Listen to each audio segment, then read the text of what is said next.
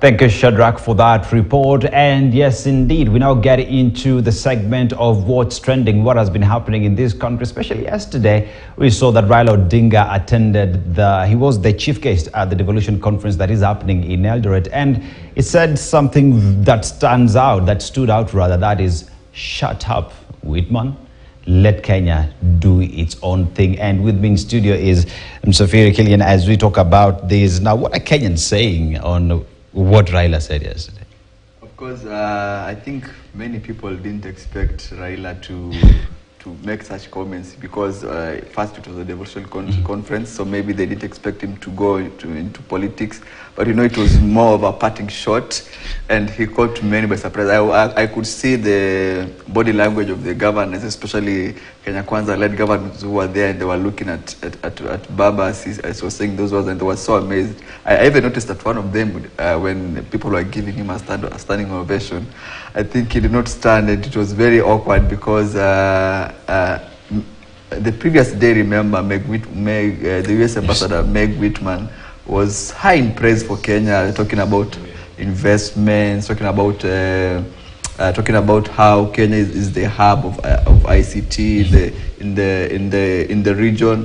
But now, what caught most, what I think as the leader Raila Odinga is her comments on that Kenyans elections last year were free and fair. So of course the opposition did not take that kindly, and Kenyans have also reacted to not just to Raila's sentiments, but even before that, a lot of Kenyans reacted to the US Ambassador's sentiments because, you know, currently the situation is in the country, there was a lot of tension even before leading up to the devolution conference because there were anti-government protests. So now when the US Ambassador comes to say that there were free and fair elections, it rubbed a section of Kenyans the wrong way. And I've seen some Kenyans comment about this issue.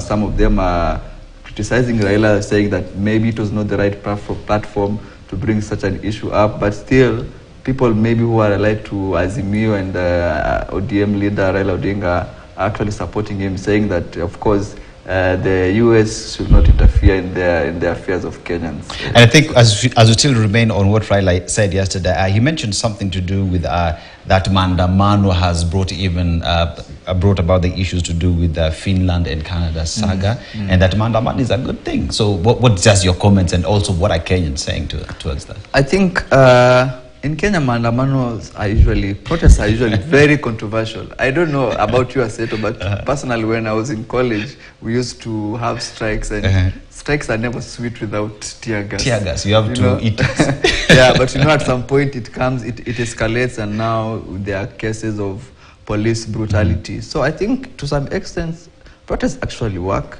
Because we've seen, like in the Finland case, it has drawn a lot of attention to the case, and now we have the US senator who's now facing charges because of the people really came out and demonstrated and protested, and now we are seeing that it actually worked. So Raila was also saying that Mandamano works, but what doesn't work is when police come and interrupt people.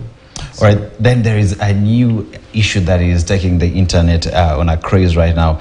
That is Madhe Wangara. You know, we remember that there's this lady who was allegedly arrested. Turns out that whoever was arrested was not the Madhe that police said was arrested. And guys also making fun with this, linking her to Pablo Escobar, saying the real one is not here yet. So, I mean, what are Kenyans saying with regard to this? And also, how does this paint the security apparatus on the fact that they arrested the wrong person? I think the police have been under the spotlight for the recent past. First, we had the case of the police brutality during Mandamano. And then remember, like, I think 1 or 2 weeks ago, we had the case of the DCI officer who was attacked by a gang in Kayole. And then what also stood out was that there was a police van that seemed to appear at the scene, and then it drove away without responding to the situation. And now we have this story of Madhe Wangara, which people are not sure, is it a mistaken identity or is this an accomplice that the real queen of the south, now she's been christened as Queen of the South after a Netflix series, of course. So there's a lot of spotlight on the police service right now, but also Kenyans. I think also Kenyans took this time also to throw banter to the DCI officers. They are saying that, of course, names like Pablo Escobar, Queen of the South, those nicknames. And of course now the DCI had to clarify that they are now chasing the real Made, who is called Nancy. I think Nancy Kizungu. The middle name is, I think, is from somewhere in Western. I can't pronounce it. But now she's on the run, and the police are tracking her. So we wait to see what comes out of this whole fiasco.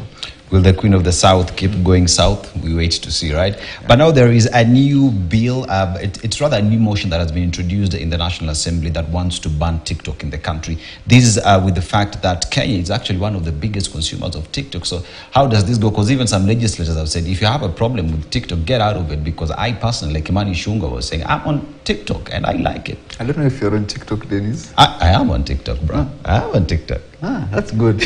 Because I think TikTok is a very good platform, and I think it gained popularity, especially during COVID. You know, me, I used to see TikTok and I was like, this thing of dancing and singing, it's not my thing, you see.